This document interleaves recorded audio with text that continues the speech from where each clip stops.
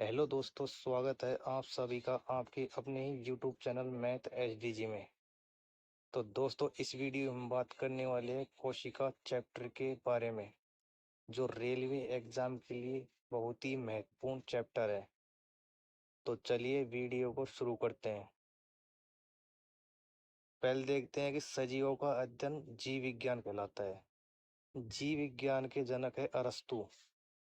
जीव विज्ञान को दो शाखाओं में बांटते हैं। पहली है जूलॉजी और दूसरी है बॉटनी। जूलॉजी के अंतर्गत जंतुओं का अध्ययन करते हैं और जूलॉजी के जनक है जो है अरस्तु।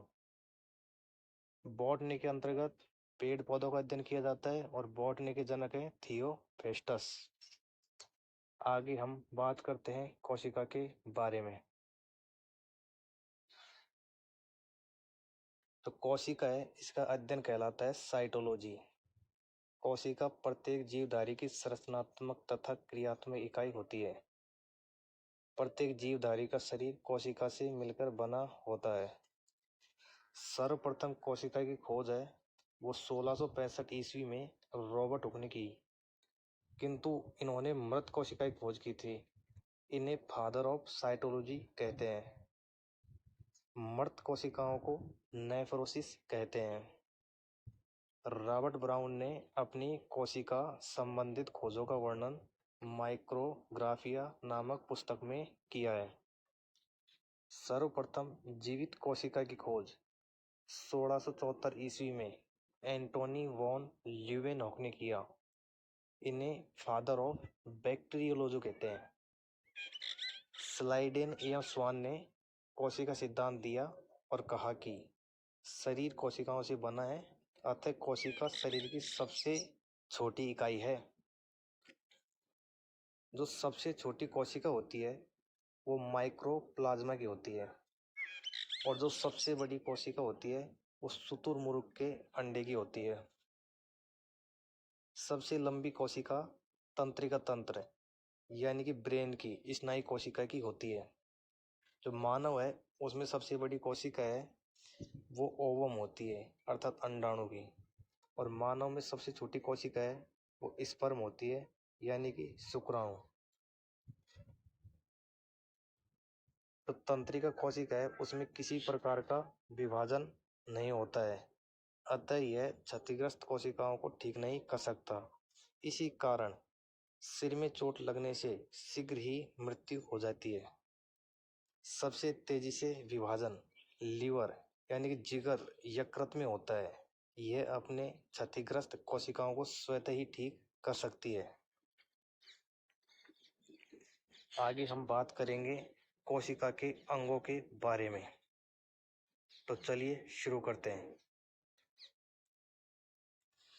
जो कोशिका है उसके अंगों में पहला है जीवद्रव। इसको इंग्लिश में प्रोटोप्लाज्म के नाम से जानते हैं। इसकी खोज है जो पुरकिंजे ने की थी। यह एक तरल गाढ़ा पदार्थ होता है। एक्सले ने इसे जीवन का भौतिक आधार बताया। सभी जैविक क्रियाएं इसी द्रव के अंदर होती है। इसका 80% भाग जल का बना होता है और ये जीव द्रव है जो दो प्रकार का होता है। पहला कोशिका द्रव्य, दूसरा केंद्रिका द्रव। जो कोशिका द्रव है वो कोशिका को सूखने से बचाता है। दूसरी है कोशिका भित्ति यानी कि सेल वॉल। जो कोशिका भित्ति है जो सेलुलोज की बनी होती है और केवल पादपों में पाई जाती है और यह पेड़ पौधों को सुरक्षा देता है। जीवाणु एक पादप होता है जिसकी कोशिका भित्ति पेप्टिडोग्लाइकेन की बनी होती है और कवक की कोशिका भित्ति काइटिन की बनी होती है। अगला है कोशिका झिल्ली। यह जंतु तथा पादप दोनों में पाई जाती है। कोशिका के अंदर के सभी अवयव इसी झिल्ली के अंदर रहते हैं। यह कोशिका के अंदर जाने वाले पदार्थों का नियंत्रण करती है। यह अर्धपारगम्य होती है, यानी कि कुछ ही वस्तुओं को अंदर जाने देती है।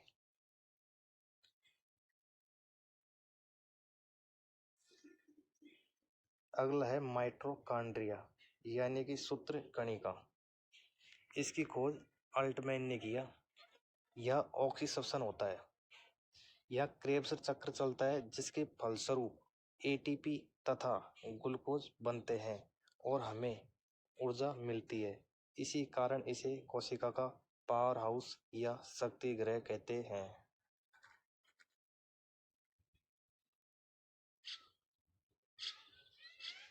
माइटोकॉन्ड्रिया के आंतरिक दीवारों को क्रिस्टी कहते हैं।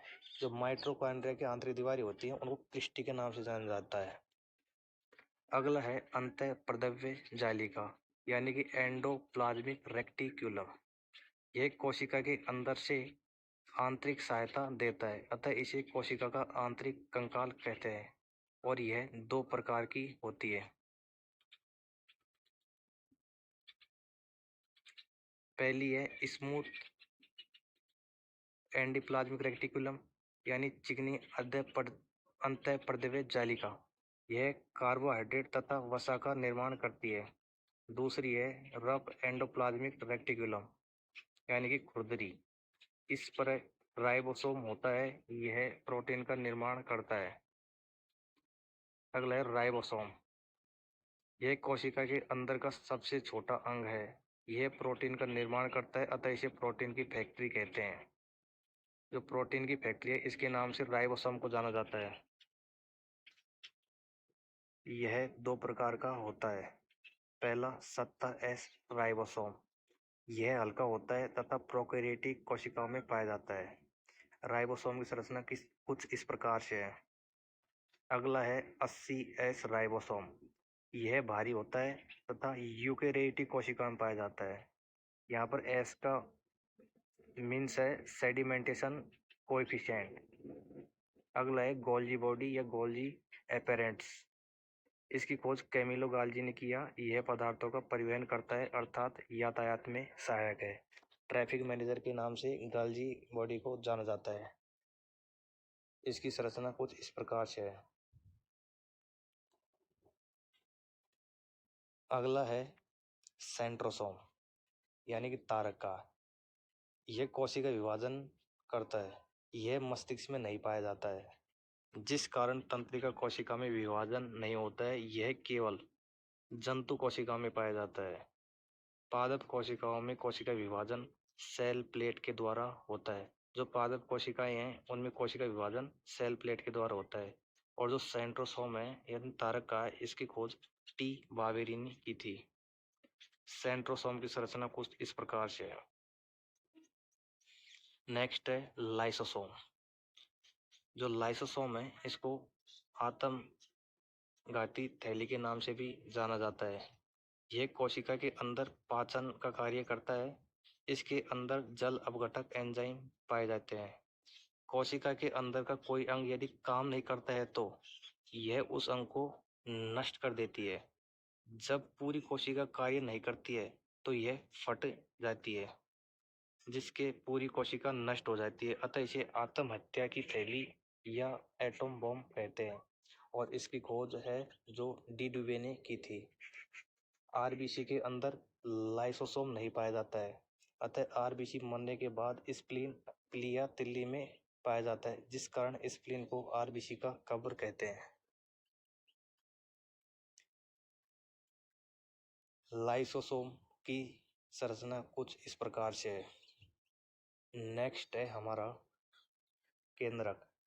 इसकी खोज है जो रॉबर्ट ब्राउन ने की थी। यह कोशिका को नियंत्रित करता है, अतः इसे कोशिका का दिमाग कहते हैं। इसमें 80% प्रोटीन पाया जाता है। नेक्स्ट है हमारा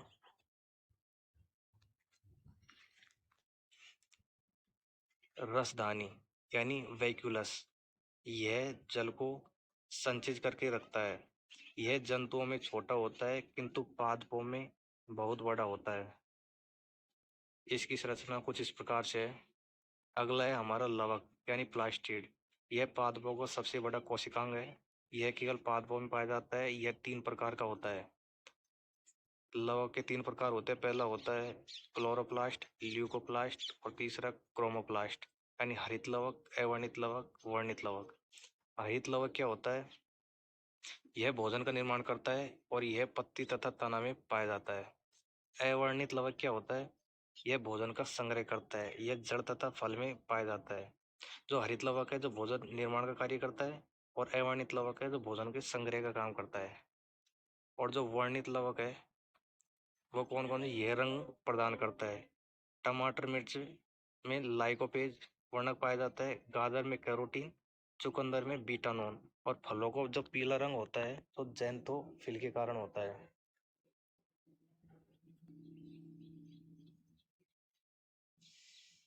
नेक्स्ट देखते हैं हम कोशिका के प्रकार। कोशिका होती है दो प्रकार की, प्रोकैरियोटिक कोशिका और यूकैरियोटिक कोशिका।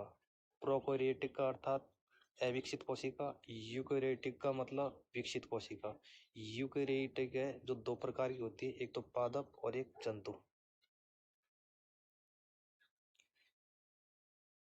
प्रोकैरियोटिक कोशिका, इसमें कोशिका के सभी अंग नहीं पाए जाते हैं। इन्हें प्रारंभिक कोशिका भी कहते हैं।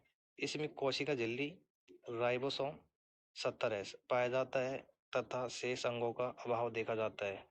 यूकैरियोटिक कोशिका यह पूरी तरह विकसित होती है। इनमें कोशिका के सभी अंग पाए जाते हैं। इनमें 80S राइबोसोम पाया जाता है। पादप कोशिकाओं का आकार चौकोर होता है। इनके अंदर का सबसे बड़ा अंग प्लास्टिड होता है। इनका वैक्यूलस यानी रसदानी बड़ा होता है। इनमें क्लोरोफिल पाया जाता है। जंतु कोशिकाएं गोल होती हैं। इनके अंदर का सबसे बड़ा अंग केंद्रक होता है।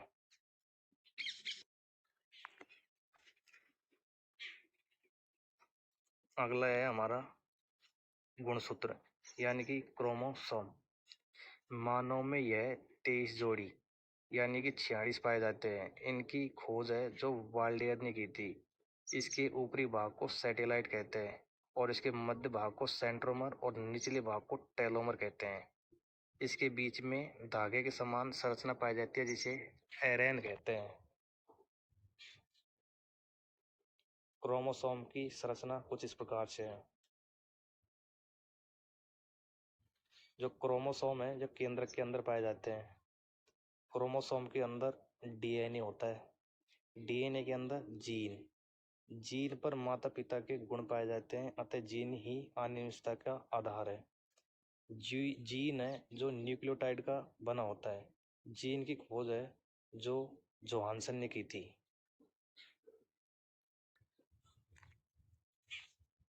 अब हम कुछ जीवों के क्रोमोसोम यानी गुणसूत्रों के बारे में जानते हैं। जैसे जीवाणुओं में गुणसूत्रों की संख्या 1 होती है। मच्छर में 6, घरेलू मक्खी में 12, मटर में 14, प्याज में 16, नींबू में 18 या 36 छोटे बड़े के अनुसार।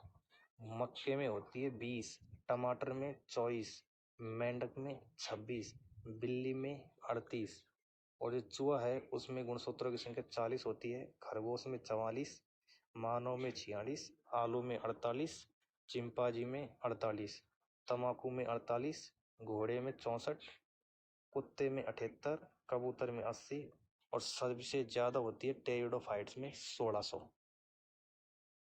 अब हम केंद्रक अम्ल की बात किया करते हैं। यह दो प्रकार का होता है, डीएनए और आरएनए। डीएनए की फुल फॉर्म होती है डीऑक्सी राइबो न्यूक्लिक एसिड। ये कोशिका के अंदर केंद्रक, माइटोकॉन्ड्रिया तथा क्लोरोप्लास्ट में पाया जाता है। इसकी श्रृंखला को पॉलीन्यूक्लियोटाइड कहते हैं। डीएनए न्यूक्लियोटाइड का बहुलक होता है। डीएनए में फास्फोरस तत्व पाया जाता है। डीएनए पॉलीन्यूक्लियोटाइड का बहुलक हो गया। अब यह दो प्रकार का हो गया, न्यूक्लियोसाइड और फास्फेट। न्यूक्लियोसाइड दो प्रकार का, सुगर और नाइट्रोजन बेस। सुगर दो प्रकार का, राइबोस और डीऑक्सी राइबोस। नाइट्रोजन बेस दो प्रकार का, प्यूरिन और पिरिडमीन। प्यूरिन दो प्रकार का, एडिनिन और गुआनिन। और पिरिडमीन भी दो प्रकार का, साइटोसिन और थायमिन। डीएनए की संरचना कुछ इस प्रकार से है। डीएनए का जो पहला अवकलन है जो कार्लसबर्ग ने किया था। डीएनए को प्रयोगशाला में हरगोविंद खुराना ने देखा। डीएनए की संरचना डबल स्टैंडर्ड होती है जिसकी मॉडल वाटसन एवं क्रिक ने दिया था, जिस कारण इन्हें 1962 में नोबेल प्राइज दिया गया। एडेनिन तथा थायमिन में डबल हाइड्रोजन बॉन्ड होता है। गुआनिन तथा साइटोसिन में ट्रिपल हाइड्रोजन बॉन्ड होता है।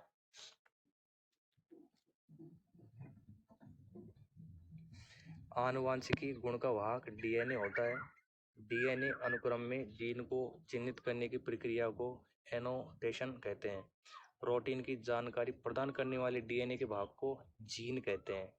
डीएनए में नाइट्रोजन बेस जो क्षार है वो है थायमिन।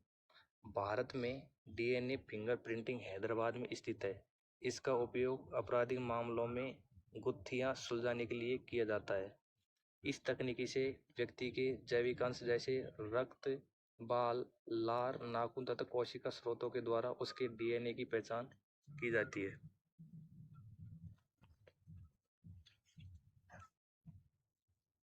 अगला है हमारा आरएनए। इसकी फुल फॉर्म होती है राइबोस न्यूक्लिक एसिड। इसकी संरचना सिंगल स्टैंडर्ड होती है। इसमें राइबोस शुगर पाया जाता है। इसके नाइट्रोजन बेस में एडेनिन, गुआनिन, साइटोसिन होती है, किंतु थायमिन के स्थान पर यूरेसिल होता है। यह प्रोटीन संश्लेषण निर्माण में सहायक है। जो आरएनए है वो 3 प्रकार का होता है, एमआरएनए, टीआरएनए और आरआरएनए। जो एमआरएनए है इसको मैसेंजर आरएनए बोलते हैं।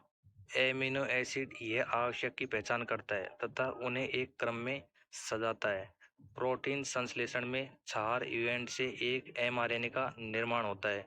अगला है हमारा टीआरएनए यानी कि ट्रांसफर आरएनए। यह एमिनो एसिड का परिवहन कर राइबोस तक लाता है। अगला है हमारा आरआरएनए यानी कि राइबोसोम आरएनए। ये प्रोटीन निर्माण करता है। 20 एमिनो एसिड मिलकर के एक प्रोटीन का निर्माण करते हैं। डीएनए से आरएनए बनना ट्रांसक्रिप्शन कहलाता है। तो डीएनए से आरएनए बनना है वो ट्रांसक्रिप्शन कहलाता है। और आरएनए से पुनः डीएनए बनना लेना रिवर्स ट्रांसक्रिप्शन कहलाता है। आरएनए से प्रोटीन बनाना ट्रांसलेशन कहलाता है। प्रोटीन निर्माण की अंतिम अवस्था ट्रांसला कहलाती है। डीएनए से डीएनए बना लेना रेप्लिकेशन कहलाता है। अगला है हमारा कोशिका विभाजन, सेल डिवीजन। एक कोशिका का टूटकर 2 या अधिक कोशिका का निर्माण कर देना कोशिका विभाजन कहलाता है। जिस कोशिका का विभाजन होता है उसे मदर सेल कहते हैं तथा विभाजन के बाद बनने वाली नई कोशिका को डॉटर सेल कहते हैं। जंतुओं में कोशिका विभाजन सेंट्रोसोम करता है। पादपों में कोशिका विभाजन सेल प्लेट द्वारा होता है। कोशिका विभाजन 3 प्रकार से होता है।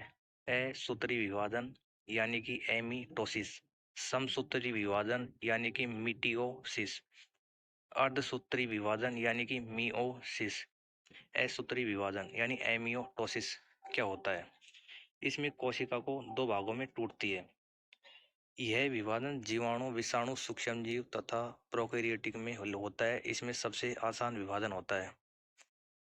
जो असूत्री विभाजन है जो जीवाणु, विषाणुओं में, सूक्ष्म जीवों में ही होता है और प्रोकैरियोटिक कोशिका में ही होता है। इस प्रकार के विभाजन में मदर सेल का आकार बड़ा होने लगता है। उसके आगे चलकर वह बीच में धस जाती है और 2 भागों में विभाजित हो जाती है। इनकी स्टेज कुछ इस प्रकार से है। दूसरा है समसूत्री विभाजन यानी मिटोसिस। यह विभाजन कायिक कोशिका, सोमेटिक सेल 99% में होता है। जनन कोशिका, ओवम एंड स्पर्म 1% को छोड़कर पूरा शरीर कायिक कोशिकाओं का बना होता है। इसमें एक मदर सेल टूटकर 2 डॉटर सेल का निर्माण करती है। दोनों ही डॉटर सेल में क्रोमोसोम समान संख्या में रहते हैं, अतः इसे समसूत्री विभाजन कहते हैं। जो समसूत्री विभाजन है इसकी 5 अवस्थाएं होती है। पहली होती है इंटरफेज, दूसरी प्रोफेज, तीसरी मेटाफेज, चौथी एनाफेज, 5वीं टेलोफेज। अब हम एक एक के बारे में देखते हैं। इंटरफेज के बारे में जानते हैं। यह सबसे बड़ी अवस्था है। इसमें डीएनए का निर्माण होता है तथा क्रोमोसोम अलग हो जाते हैं। प्रोफेज, इसमें स्प्लेंडर फाइबर यानी तुर्क धागा का निर्माण प्रारंभ होता है तथा केंद्र का विभाजन हो जाता है। तीसरी है मेटाफेज, इसमें स्प्लेंडर फाइबर का निर्माण पूर्ण हो जाता है अध्ययन की सुविधा के अनुसार, यह सबसे महत्वपूर्ण अवस्था है। चौथी है एनाफेज। यह सबसे छोटी अवस्था है, इसमें क्रोमोसोम तथा कोशिका के अंग ध्रुवों की ओर चले जाते हैं। पांचवी है टेलोफेज। यह सबसे अंतिम अवस्था है, इसमें विभाजन का कार्य पूर्ण हो जाता है और कोशिका के सभी अंग अचूके होते हैं और स्प्लेंडर फाइबर तुर्क धागा गायब हो जाता है। कोशिका में होने वाली निरंतर टूट फूट की भरपाई समसूत्री विभाजन द्वारा होता है।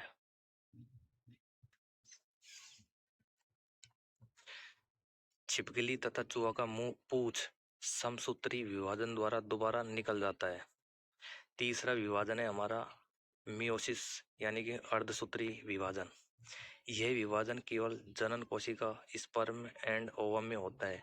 इसमें क्रोमोसोम की संख्या घटकर आधी हो जाती है। इसमें एकमात्र कोशिका 4 पुत्री कोशिकाओं में बढ़ जाती है। इसमें क्रॉसिंग ओवर की घटना होती है। इनका प्रोफेस अवस्था की घटना होती है। इसका प्रोफेस अवस्था सबसे बड़ा होता है। जो कलर ब्लाइंडनेस रोग होता है उसमें एक्स क्रोमोसोम प्रभावित होता है। आगे बढ़ते हैं हम सिंड्रोम के बारे में। सिंड्रोम होता क्या है? क्रोमोसोम में होने वाली अनियमितता को सिंड्रोम कहते हैं। इसके कारण शरीर में असामान्य लक्षण उभर जाते हैं। जो हमारा पहला सिंड्रोम है वो है टर्नर सिंड्रोम। इसमें क्रोमोसोम की संख्या 45 हो जाती है। यह केवल स्त्रियों में पाई जाती है। इसमें स्त्रियों का शरीर अविकसित होता है तथा उनमें बांझपन देखा जाता है। दूसरा है हमारा क्लीनफेल्टर सिंड्रोम। इसमें क्रोमोसोम की संख्या 47 हो जाती है। यह केवल पुरुषों में पाए जाते हैं। इसमें पुरुष नपुंसक हो जाते हैं। तीसरा है हमारा डाउन्स सिंड्रोम। इसमें क्रोमोसोम की संख्या 47 हो जाती है। यह मेल तथा फीमेल दोनों में हो सकता है। इसमें शरीर बेडोल हो जाता है, जीभ तथा होठ मोटा हो जाता है, मनुष्य मंद बुद्धि का हो जाता है। ऐसे व्यक्ति को मंगोलाइड कहते हैं। चौथा है हमारा पटाओ सिंड्रोम। इसमें क्रोमोसोम की संख्या 47 हो जाती है। यह मेल और फीमेल दोनों में हो सकता है। इसमें व्यक्ति मंद बुद्धि का होता है और उसके ऊपर का होठ कटा हुआ होता है। जो वायरस है जो कोशिका सिद्धांत का पालन नहीं करते हैं। इसी के साथ में हमारा कोशिका चैप्टर समाप्त हो जाता है। अब हम वन लाइनर क्वेश्चनों को देख लेते हैं। वनस्पति विज्ञान का साधारण तौर पर स्वीकार किया जाने वाला वर्गीकरण किस वैज्ञानिक द्वारा प्रस्तुत किया गया? एकलर के द्वारा। वह कौन सी रचना है जिसमें जीवन की संरचनात्मक एवं क्रियात्मक इकाई कहते हैं? कोशिका को। कोशिका की खोज किस वैज्ञानिक ने की थी? रॉबर्ट हुक ने। सबसे छोटी कोशिका किसकी होती है? माइक्रोप्लाज्म गैलीसेप्टिकस। जीवों में अत्यधिक विविधता का कारण क्या है? उत्परिवर्तन। पादप कोशिका जंतु कोशिका से भिन्न होती है कोशिका भित्ति के कारण। किस कोशिका को आत्म हत्या की थैली कहते हैं? लाइसोसोम को। यूकेरियोटिक कोशिका की कोशिका भित्ति किस पदार्थ की बनी होती है? सेल्यूलोज की।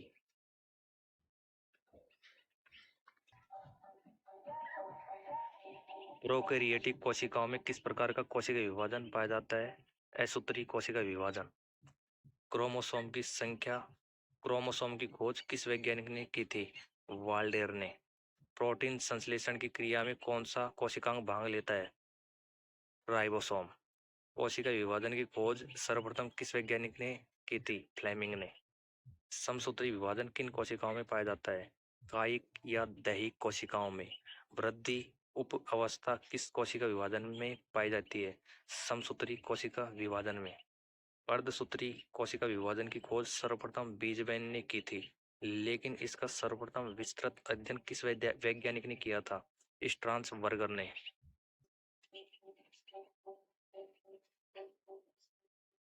क्रॉसिंग ओवर नामक घटना किस कोशिका विभाजन में पाई जाती है? अर्धसूत्री कोशिका विभाजन में। इस कोशिका विभाजन में सेंट्रोमियर का विभाजन होता है। समसूत्री कोशिका विभाजन में। टर्मिलाइजेशन नामक घटना अर्धसूत्री विभाजन की किस अवस्था में पाई जाती है? द्विपट अवस्था में। कौन सा कोशिका विभाजन जैव विकास में सहायता करता है? अर्धसूत्री कोशिका विभाजन। अर्धसूत्री कोशिका विभाजन में सबसे पहले किस कोशिका का विभाजन होता है? केंद्रक का। लसिका कोशिका बनती है तिल्ली में। प्लाज्मा झिल्ली बनी हुई है प्रोटीन व लिपिड से। कोर क्या है? एक पदार्थ है जो वृक्ष की छाल से प्राप्त होता है। कोशिका की सबसे भारी परत प्लाज्मा झिल्ली है जो कोशिका के घटकों को भारी पर्यावरण से अलग करती है। यही पदार्थों को अंदर या बाहर आने जाने से रोकती है। प्लाज्मा झिल्ली। अमीबा की कोशिका की विशिष्टता क्या है? वह अपना आकार बदलती रहती है। कोशिका में केंद्रक किसने और कब खोजा था? रॉबर्ट ब्राउन ने सन 1831 में खोजा था। जैविक पदार्थ को जीवद्रव नाम किसने और कब दिया था? जे पुरकिंजन ने दिया था 1839 ईस्वी में। डीएनए का पूरा नाम क्या है? Deoxy ribo nucleic acid. माता पिता के गुण संतान में किस रूप में जाते हैं? क्रोमोसोम में आनुवांशिक गुण होते हैं जो माता पिता से डीएनए अणु के रूप में अगली संतान में जाते हैं। जीन क्या है? डीएनए के क्रियात्मक खंड को जीन कहते हैं। कोशिकी द्रव क्या है? प्लाज्मा झिल्ली के अंदर कोशिका द्रव एक तरल पदार्थ है जिसमें अनेक विशिष्ट कोशिका के घटक होते हैं। कोशिका द्रव तथा केंद्रक को मिलाकर जीव द्रव बनता है। कोशिका सिद्धांत की खोज किसने की थी? स्लाइडन एवं स्वान ने की थी। पत्ते में छोटे छोटे हरे कण क्या कहलाते हैं? क्लोरोप्लास्ट। हमारे तंत्र में अधिकतम एटीपी अणुओं को उत्पन्न करने वाला पद क्या है? क्रेब्स चक्र। जैव कोशिका वह भाग है जो पावर हाउस कहलाता है। माइटोकॉन्ड्रिया। लिंग गुणसूत्र नहीं होते। छिपकली में कोशिका में केंद्र के अलावा किस कोशिकांग में डीएनए होता है? माइटोकॉन्ड्रिया में।